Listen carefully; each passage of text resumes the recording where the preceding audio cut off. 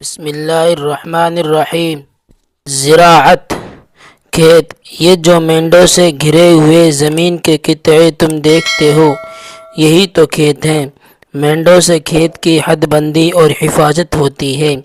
وہ دیکھو، ایک آدمی ہل بیل لیے آتا ہے، ہل سے کھیت جوتے گا، پھر بیج بوئے گا، اناج کے بیج سے اناج پیدا ہوگا۔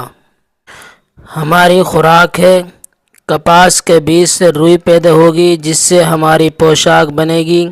گنے کے ٹکڑے بوئے گا تو اینکھ یعنی اوک پیدا ہوگی، اس کو کولوں میں پیل کر رس نکالیں گے، رس کو پکا کر گڑ اور راب بنائیں گے، راب سے شکر بنے گی، شکر سے طرح طرح کی مٹھائیاں تیار ہوں گی۔